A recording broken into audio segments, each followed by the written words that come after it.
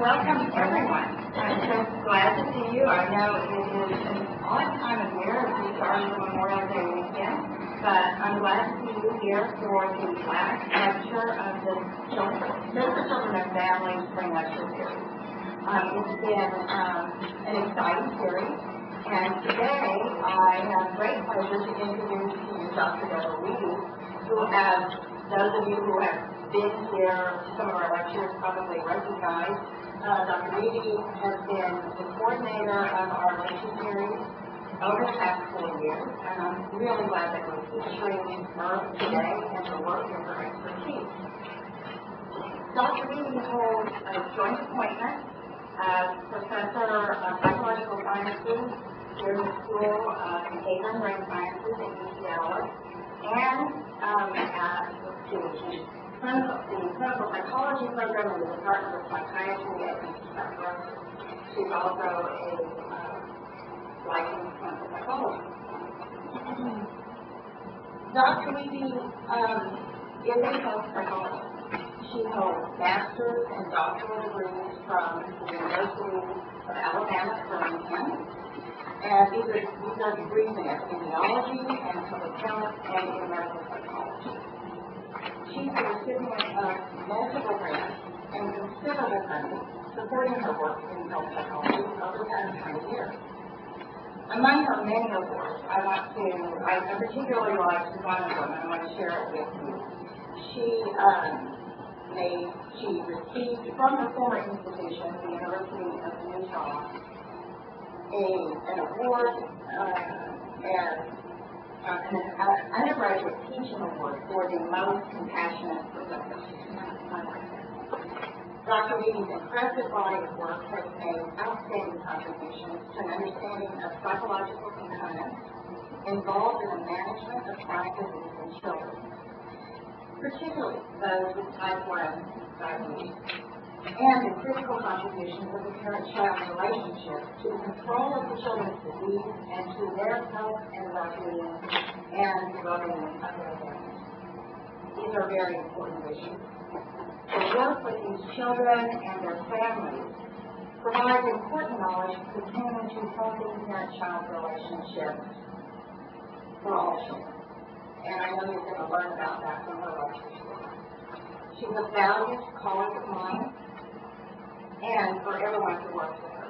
I take a lot of pleasure in sharing ideas and new research findings and hearing from them and working together. And so it is my pleasure to introduce her to you, and she will give our talk today on parenting adolescents with chronic health. Thank you, Margaret. I think that was the nicest introduction I've ever had. Thank you so much. And thank you all for coming today. I know that this was not one of my better planning moments in deciding to have a lecture on a Friday before a holiday weekend during a school break kind of time. But anyway, I'm glad you're all here, and I appreciate it a lot. I'm also excited to share with you this topic, parenting adolescents with chronic health needs. One of the reasons I'm excited to talk about this is that you asked for this. If you have your evaluation sheet, and I hope you all do, you will see on every time we have a lecture, we ask people to fill out these evaluation forms and tell us what they want to hear. And several times people said they wanted to hear about parenting adolescents. And we spend a lot of time, in fact, most of our lectures, not all of them, but the bulk of them have covered infancy and childhood. And so it's nice to be able to talk to you about adolescence and parenting and parent-child relationships. And another reason why I'm happy to do this is that I think more than potentially at other developmental periods, I think that there is a disconnect between how the topic is portrayed in the media and in our culture and what research actually tells us about adolescent development. And so I'm going to spend a little bit of time, probably more time than I would otherwise, in just reminding us all, or if you have studied this yourself, and informing you about what we know about normal, typical adolescent development, just to remind ourselves of the topic that we're talking about. And then the other reason that I'm excited to tell you about this is that parenting really matters, and parenting really matters in the context of adolescence. I mean, adolescence is a time of dramatic growth and change, and it's a time when you see trajectories of behavior begin to be consolidated. You can have kids who were not doing well sort of come into their own during adolescence. You can see other kids, and we hear about these kind of children a lot, youth who end up having behavioral problems and developing more negative trajectories. There are decades of research now that tell us that what parents do during adolescence matters. And I want to make that point because there have been times, a few years ago, a book came out that basically made the argument that parents don't actually matter, that youth behavior is a function of genetics and peers. And I think that when you really look at the research, it's really hard to make an argument that parents don't matter.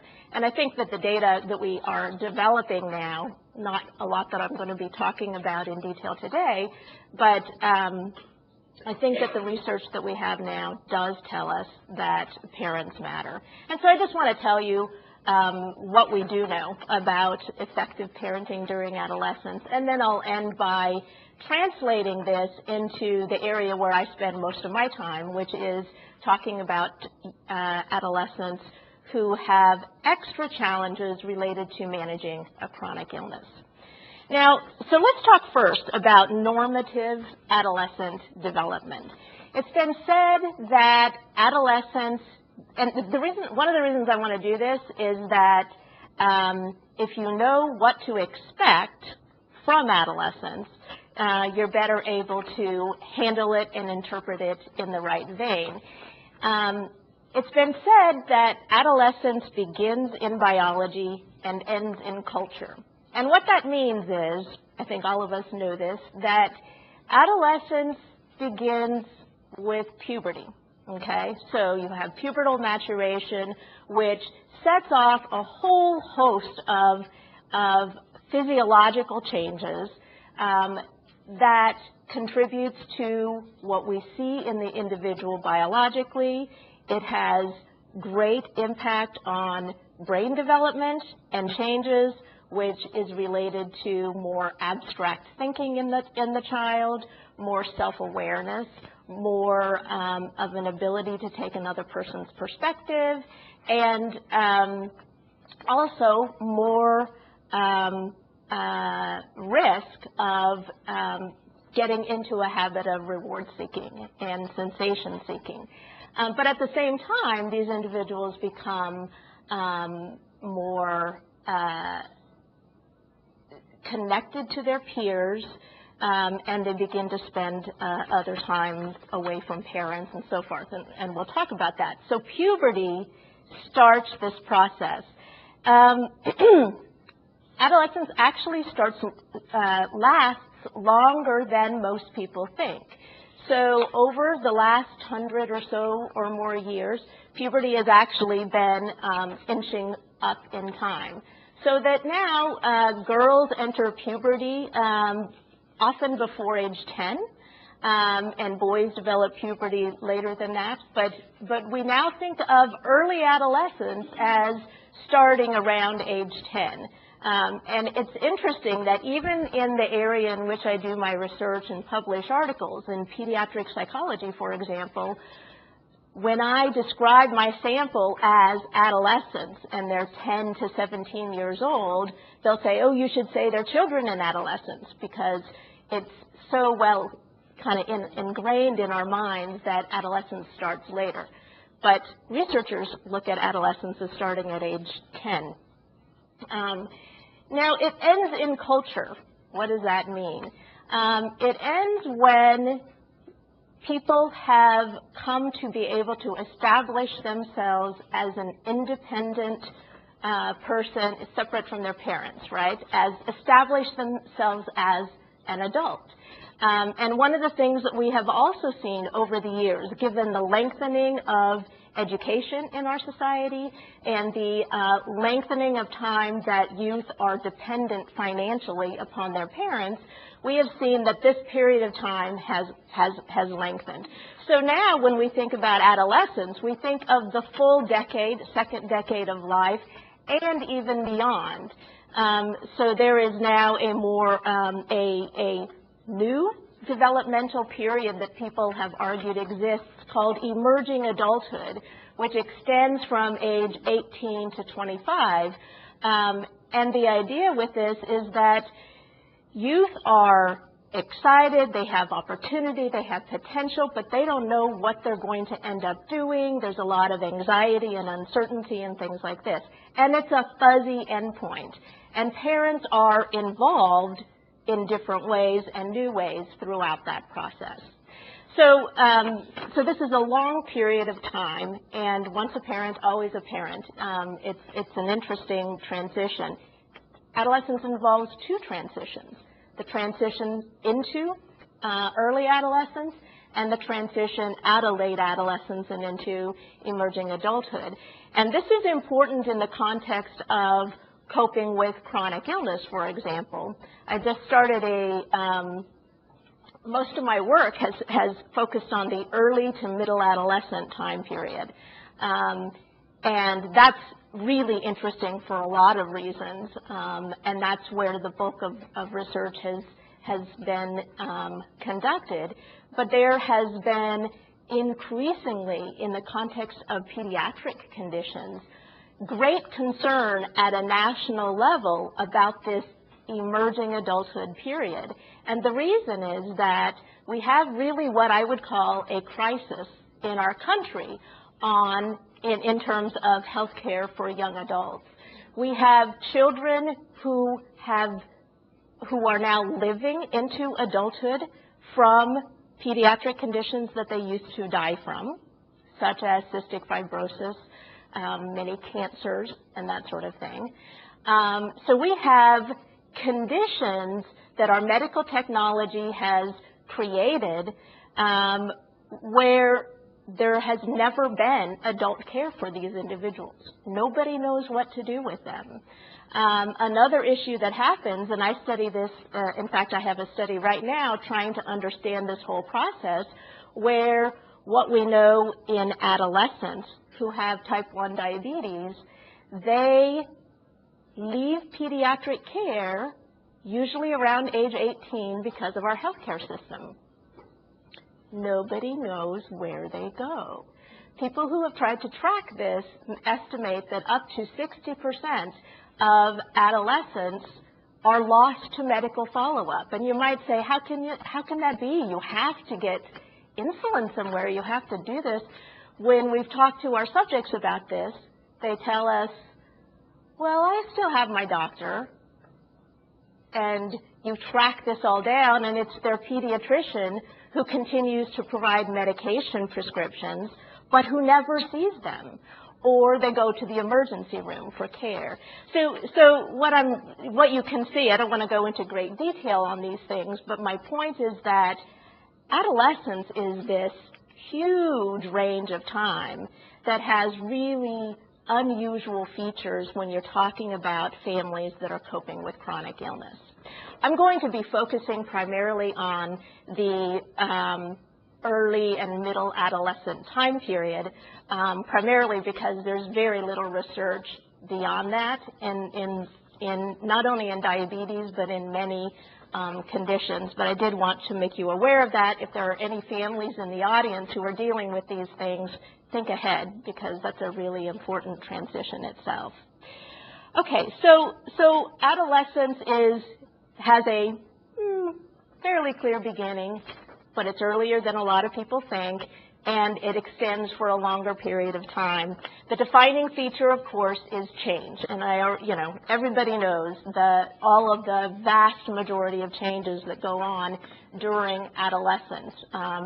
It's been argued, and I believe it, that other than infancy, there is no other time in the lifespan that incurs so many rapid changes at biological levels, cognitive levels, social levels, and emotional levels. And you see this in the context of parent-child relationships. Now, one of the things that I started out saying is that the media portrayal of what adolescence is has sometimes been frustrating for developmental researchers because they feel like everything that our research shows about this period of adolescence it's not necessarily being ignored, but it's being overshadowed by a small number of people who struggle and who are troubled during adolescence. So I do want to also spend a little bit of time just letting you know about sort of this notion of the storm and stress of adolescence. Early on and across centuries, you can see people writing about adolescence is this time of storm and stress. It's a time when youth must establish independence from parents. And so it's sort of revealed as a time when you are required to differentiate and separate from parents. And that because of this, there are patterns of parent-child conflict that are difficult to manage, and there are high rebellious youth that you expect youth to rebel against authority. I think it was Anna Freud who said, being normal during adolescence is abnormal, or something like this, right? So the idea being that this is a time of storm and stress. It's expected, and it's natural, and it's healthy because it's necessary for them to differentiate from parents. Well, when people started looking at this idea really carefully to look at what do we really see about adolescent development, what we found is that, I didn't do this research, but what people have found is that yes, there are all of these changes going on, and there are potential conflicts between parents and adolescents, but much of this is because of these transformations that are going on within the individual and within the family in order to accommodate the developing and maturing adolescents. But that transformation does not, and potentially we could say should not, involve separation and rebellion. And in fact, what we think of now is that healthy adolescent development involves a transformation in the parent-child relationship, but it's through close connection, so that healthy adolescent development occurs when families allow the adolescent to express their autonomy, their independent thoughts and feelings, but they remain attached and connected and emotionally involved with the child's life. And I will tell you that serious rebellion and active rejection of authority is not the norm.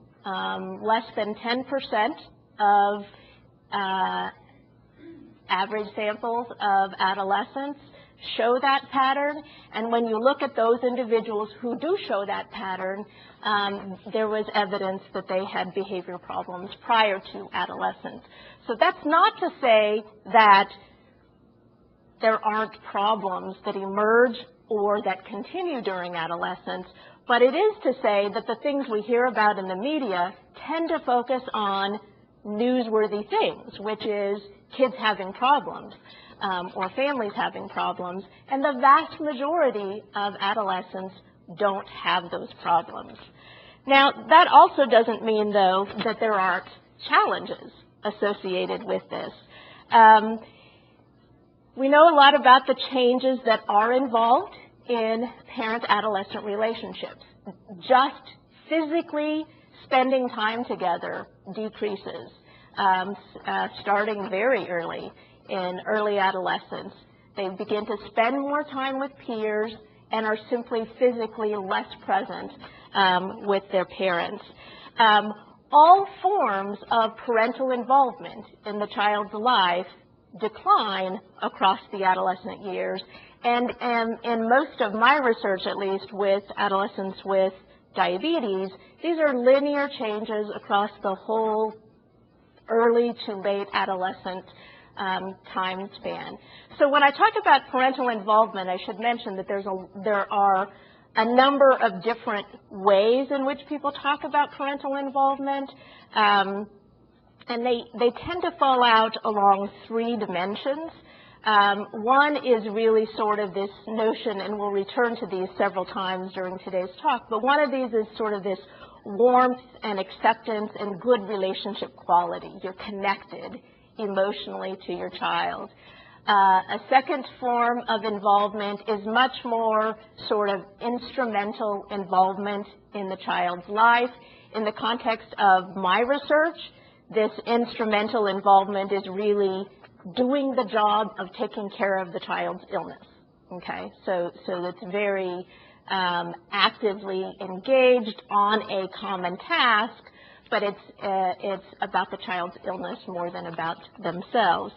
And then a third form of involvement that is commonly studied when people do these structures of different types of involvement is a little more removed, where it's more like parental monitoring, where you're structuring the child's life, you're aware of what's going on, but they have more distance and are able to establish autonomy. All of those things go down across the 10 to 18-year-old time frame. Now, there is evidence, however, that support and more of that feeling close and emotionally connected tends to decline more slowly. So you see very rapid changes in behavioral kinds of involvement, more instrumental involvement. The relationship quality does go down, but it goes down more slowly, and that's probably to be expected. Another big change, and we're all adults in this room, so I think we probably have all experienced this at some level, is that through these changes, there is a shift from the lines of authority between parent and child. So that in the early adolescent time period, you have much more hierarchical lines of authority. So the parent is basically the boss.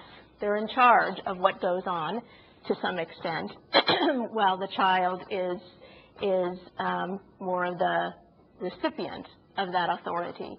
By late adolescence, it is much more egalitarian, and you see mutual influence between the parent and the child.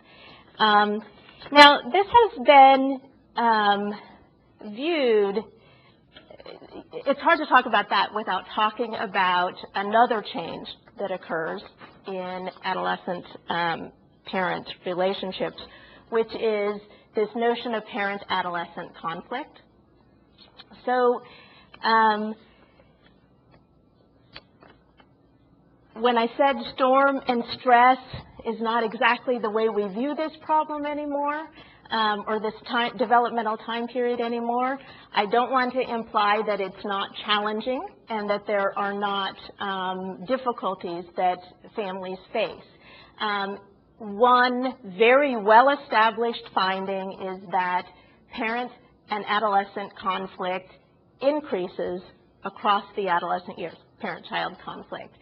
One of the things that's interesting about this is that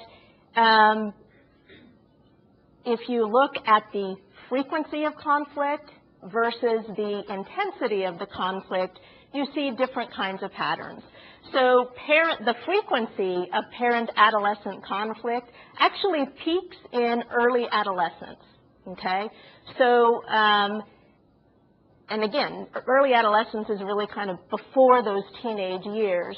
So you have a situation where you have parents who are recognizing they're starting to have this bickering and squabbling and disagreements over what seem like silly things, and they're not even an adolescent yet. And I have a 13-year-old daughter, and I can tell you, I thought it too, even though I know sort of what the expectation is. So the frequency of conflict increases in that early adolescent period. When we say frequency of conflict increases, we're talking about, you know, a conflict every 1 or 2 days. Okay, so there have been some naturalistic studies that have been conducted really examining what does this look like, and what they find is 1 or 2 conflicts, 1 conflict every couple of days, or about 20 conflicts over a 1-month period. That doesn't sound like a lot, but if you're a parent of an adolescent who hasn't had that experience and all of a sudden it starts happening, it can actually wear on you. So that's the frequency issue. That goes up, peaks in early adolescence, and actually starts to go down again. The intensity of those conflicts, however, escalates over a longer period of time, so that the intensity of conflicts peaks in middle adolescence and then begins to decline. By late adolescence, parent and adolescent conflict is actually very low, but you do see these different patterns. Also, there are more conflicts between mothers and daughters. This is a really well-established finding, mothers and daughters versus other parent-child dyads, and there's a lot of interesting work around that. Now, the bad news about those conflicts is that high conflict is problematic. High conflict, like serious conflict, is related to many poor child outcomes. In the context of diabetes management, for example, managing the illness can become a sort of target for parent-child conflict to play out. And when that happens, it is associated with poor management. One of the problems with that research is that there is a lot of data to indicate that parent-child conflicts around diabetes management, and literally the way this is asked is, how much do you and your parents bicker or disagree about checking your blood glucose levels, taking your insulin, that kind of thing. Parent-child conflict related to diabetes is related to poorer adherence and poorer illness control. However, it's all cross-sectional. There is not data to tell us whether this is a reaction to poor management, which causes conflict, or whether the presence of conflict contributes in a negative way to their illness management. I think that it's likely to be both of those things are going on, and in the broader literature, there is reason to be concerned about serious, severe parent-child conflict. The other thing about this is that even mundane conflicts, even if it's not really serious kinds of conflicts, even mundane conflicts can begin to feel very stressful to parents. Parents rate adolescence as the least satisfactory time of parenting, and lower efficacy is related to that. And there is a body of a number of researchers who believe that a lot of this is related to the daily grind of these sort of disagreements. Having said that, I do want to point out that there also is good news related to this. Conflicts between parents and children, parents and adolescents, tend to be over pretty mundane things, okay? Cleaning your room, what you're wearing, getting your homework done, and things like this. It is much less common for these disagreements to occur around core values or issues related to safety and that sort of thing. So they tend to occur around mundane topics. I will say as a parent, in some ways that doesn't really feel a lot better. So I have a 13-year-old and I have a 13-year-old daughter. So I experience these things routinely. And I swear some days I say, wow, the sky's so blue. Mom, it's aquamarine, or something like this, right? So it's just like, okay, so they do occur around mundane things. It can be frustrating anyway. Another piece of good news, though, is that adolescents really do value their parents' opinions. And in fact, if you ask them, they value their parents' opinions more than they value their peers' opinions. So they won't tell you this. You won't know this.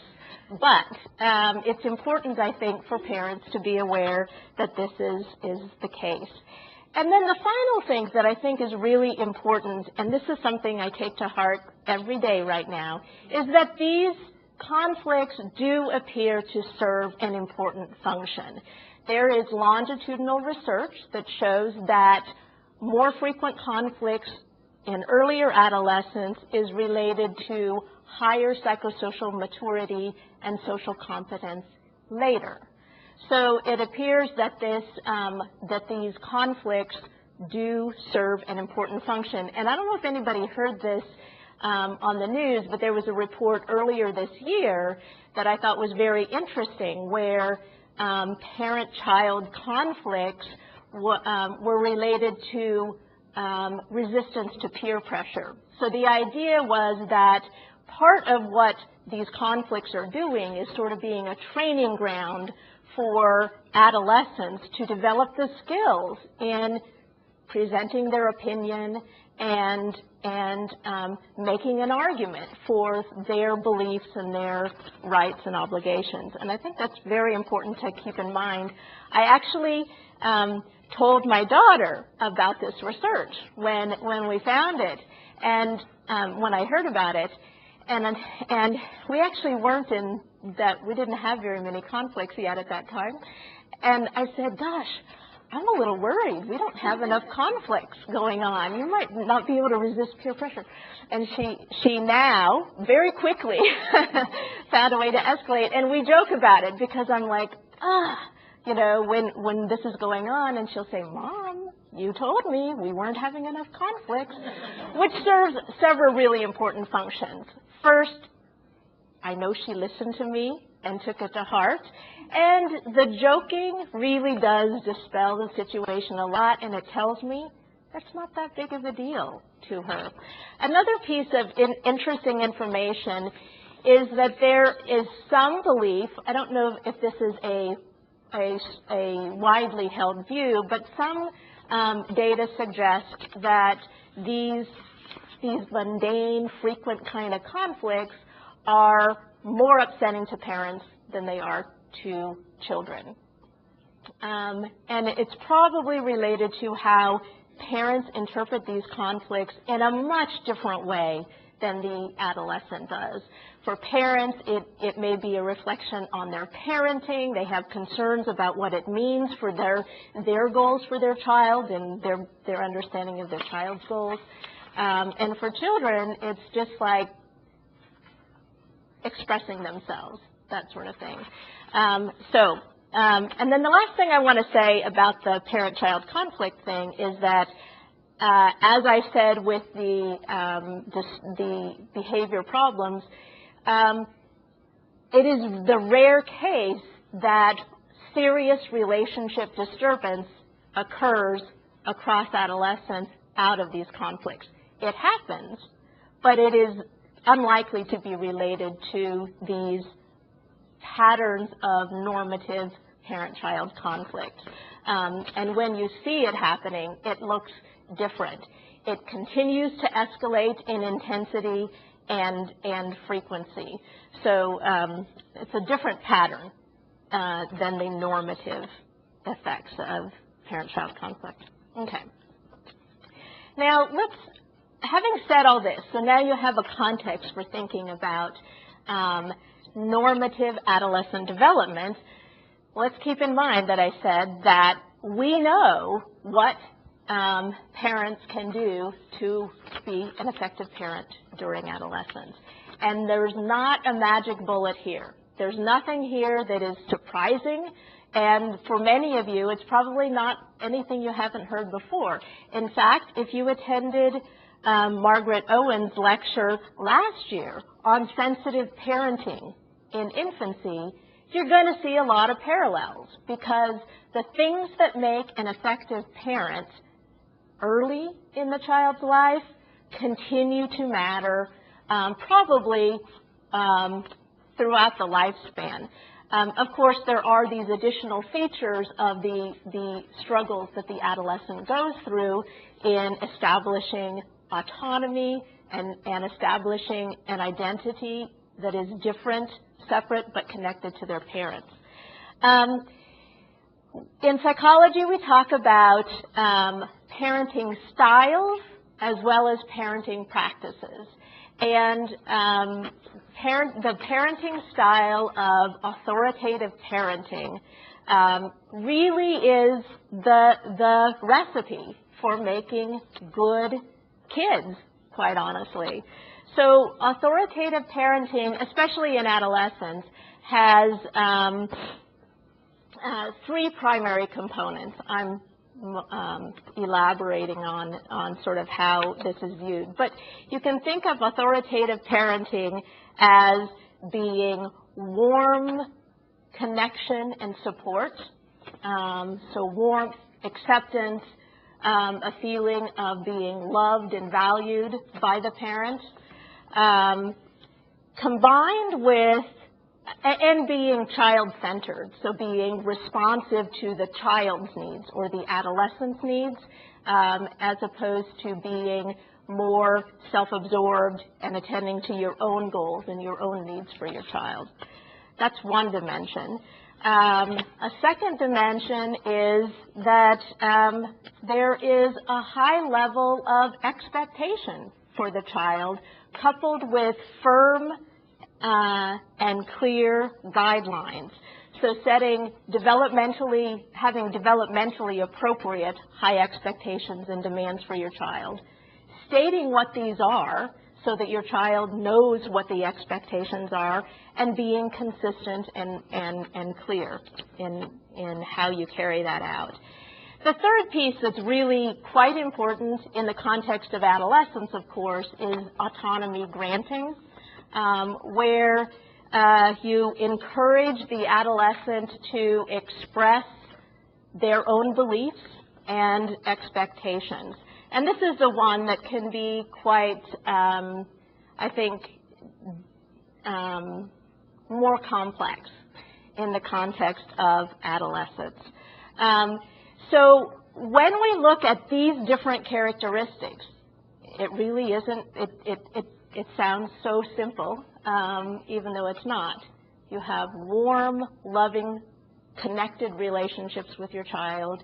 You have clear values and expectations that are stated to the child, and you are responsive to their needs. You respect their autonomy, and you value their development, and you let them know that.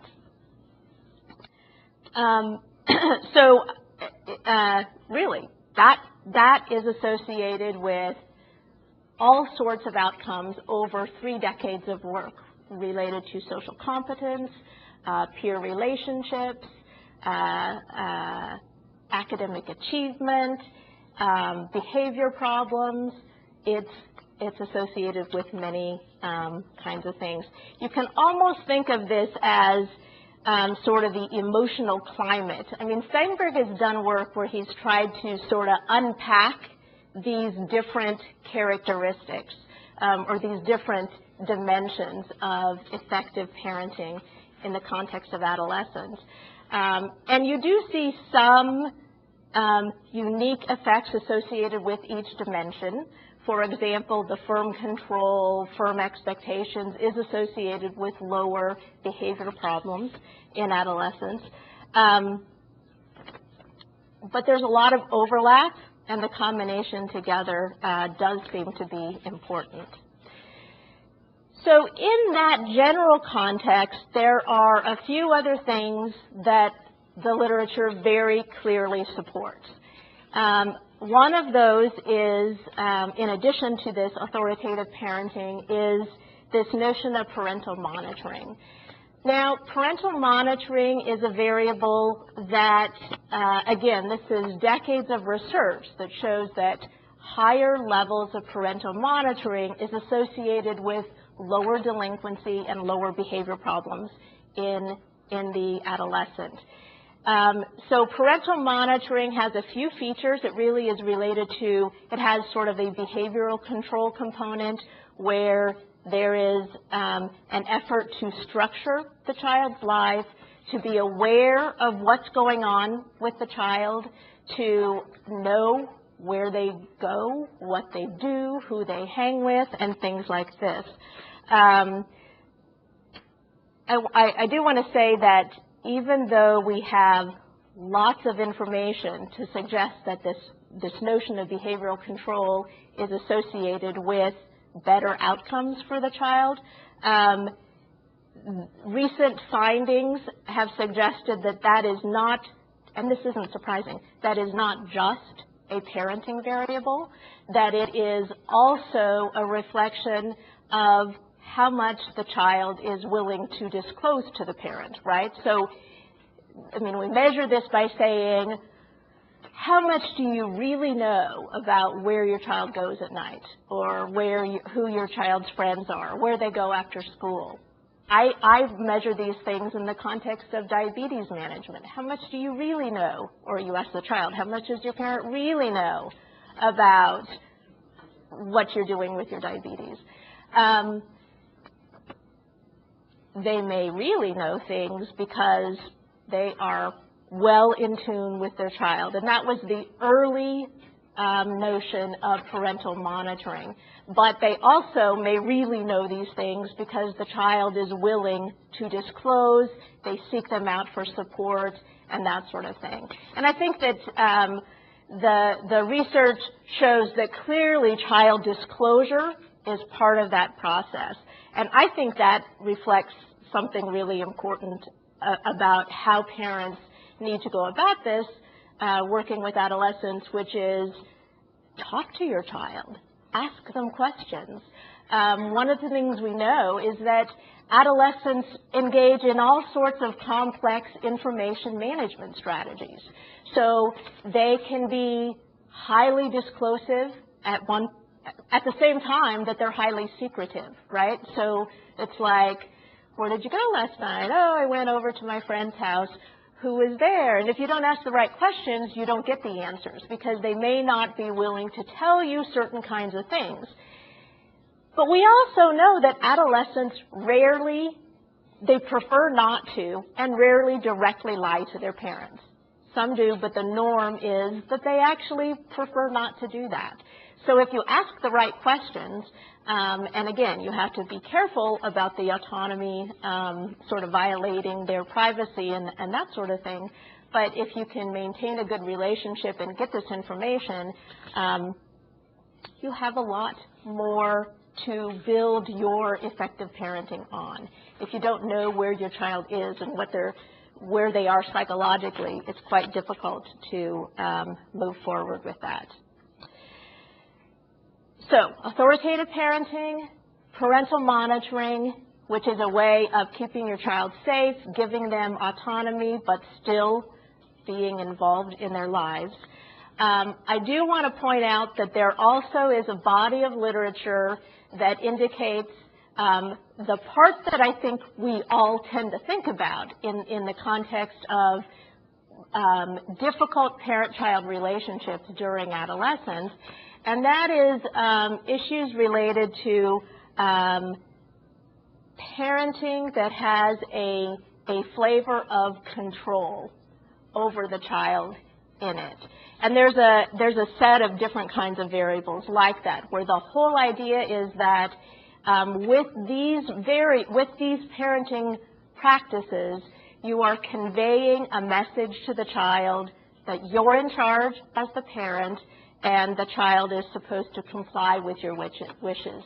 And these range from quite directly controlling to much more subtle in their effects. So the one that people often hear about and talk about and are appropriately concerned about is the notion of psychological control. And with psychological control, the parents are trying to influence their child's thoughts and emotions and feelings. Okay, and you use this to gain compliance with different kinds of wishes. That is consistently associated with poor adjustment in the child. The other kinds of effects are much more subtle. So even something like intrusive support by early adolescence can begin to send mixed messages for the child. So, for example, Pomerantz and Eaton did some research looking at intrusive support in the context of homework. So they measured, the notion of intrusive support is simply the extent to which the parent helped the child with their homework without the child asking for their help. Okay, the idea being that as the child is developing autonomy and establishing their own competence and independence, doing that can send a double message. And what they found was, actually I think the title of the article tells the whole story. This is a good example of choose a good title. They love me, but they make me feel incompetent. Okay, so they could, from that simple set of interactions with their parent, that it was early adolescence. It was actually, they did it across middle to late childhood, which kind of blends into early adolescence. So, but it was a situation where simply offering to help without being asked can make the child feel like they don't have the ability to do it themselves. Okay, so with this as the backdrop, let's talk briefly about what we know about, I'm realizing I'm talking too much. I'm getting out of time here. Let's talk briefly about how this plays out in the context of chronic illness. So one of the things that happens is that when I'm talking about chronic illness, I'm talking about chronic health conditions such as diabetes or asthma or arthritis or cystic fibrosis, illnesses that individuals are born with or that they develop over early in their life and that require consistent management daily or weekly in order to remain healthy or remain alive, and that never goes away. So, and I'm going to be using examples from diabetes. A huge challenge with families coping with adolescents who have chronic illness, as you can think through this whole process of what we've talked about, is that illnesses, the act of having to manage an illness in many cases conflicts with the normative developmental tasks that the adolescent is going through. So there's conflicts between the developmental goals, for example, of establishing your own identity that's separate from their parents. When you also have these very serious illnesses that need to be managed. It has been argued, and I buy it, that Parents need to be more involved when they have this additional risk for their child, to keep their child safe and healthy. And there are two kinds of problems that have been fairly well studied in the literature on how there can be a mismatch between parents and sort of this mismatch between how parents are involved and the adolescent's developmental needs. The most common and the most concerning, quite honestly, is the premature transfer of responsibility from the parent to the child to manage their illness. So if you take something like type 1 diabetes, this is an illness that is often diagnosed in early childhood. There's also a time in early adolescence when it tends to be diagnosed. Early on, the child does not have the ability to do the complex management tasks that are required to literally keep the child alive.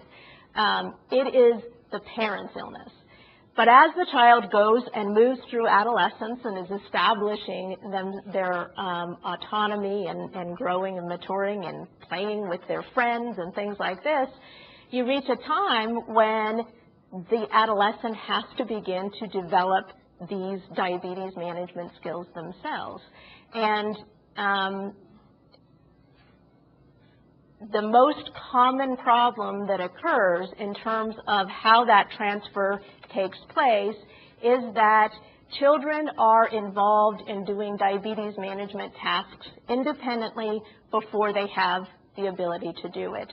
There's interesting research that shows that physicians believe that adolescents have the ability to do many of these diabetes management skills a full year or more later than what parents believe is possible. And parents have later expectations than children. So you have a lot of mismatches going on. One of the things that is actually quite exciting is that I think that this is something that is changing through the research in this area.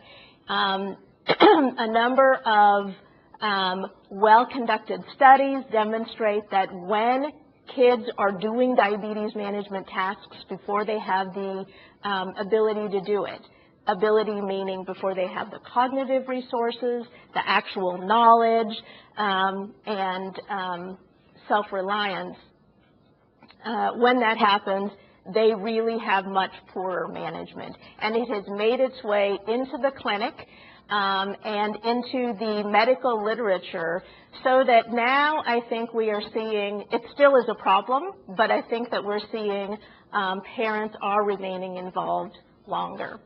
So one large body of literature that has really focused on this has really been, how can we find ways to keep parents involved and still let the child learn how to do this. And the kinds of interventions that have been most effective with this has been Barbara Anderson, who's actually in Houston, has a teamwork intervention where she has demonstrated that if you help the parent and the developing adolescent view themselves as a team working on this problem together, that this is a way that parents can remain involved and still support the child's developing autonomy. Now, another issue that this is one of these things that makes a lot of sense, and I think you would expect that it would occur more often than it actually does. But when it happens, it's a problem, is this notion of miscarried helping. And this is the sort of other end of the continuum that we see a lot in these families. Not so much, but when it happens, it's very noticeable. And the idea here is really back to this issue of sort of having a piece of social control in the context of trying to help the child. But it's framed in a way that lets you know that this is that acknowledges the dilemma that the parent is faced in. So with miscarried helping, you have a situation that the thing that happens is that the parent is so nervous and anxious about the child's safety, and is highly invested in their role as a caregiver, that you get into this vicious cycle where they do not give their child space, and their child does rebel, and you get into these conflicts where the child really gets into sort of a downward spiral with both their diabetes management and their emotional well-being. This kind of thing, I think, can be prevented by good diabetes education, trying to keep the mother from, I say mother, it's usually the mother, the parent from being highly anxious about the child's illness, as well as from potentially interventions that teach the child and the parent how to do more effective problem solving. Let me just very briefly, I know we're out of time, let me briefly talk about different kinds of tips. If you have, if anybody in the audience has themselves experienced this or knows people like this, I mean, I think that there are a few really important things, and they map onto what we've talked about, the authoritative parenting, the involved parent, and the monitoring.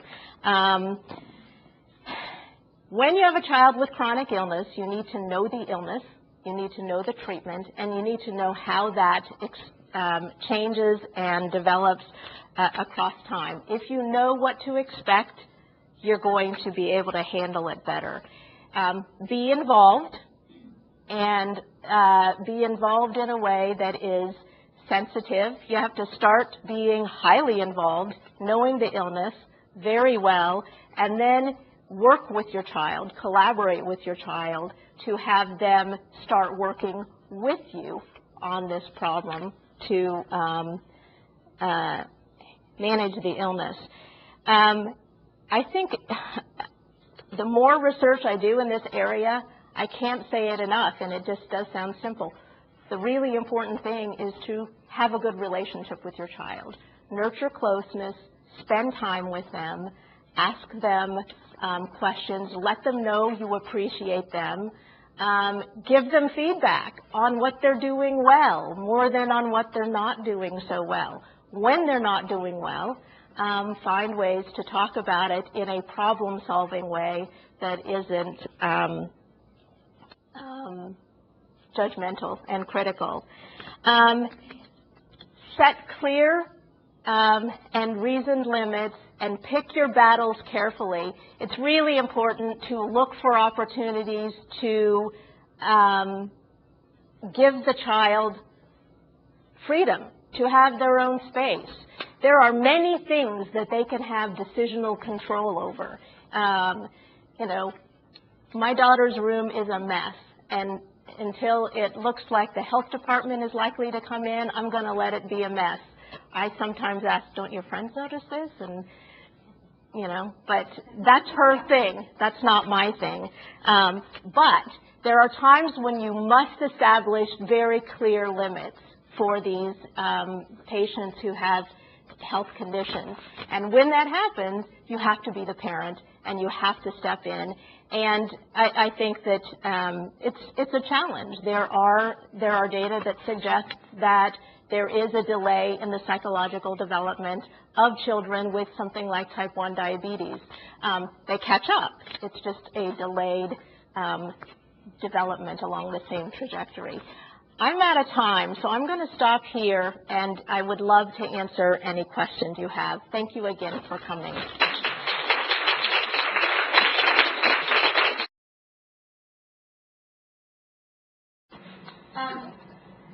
Well, I always have questions. I bet you all have questions. So why don't we have Yeah. a few questions? Yeah.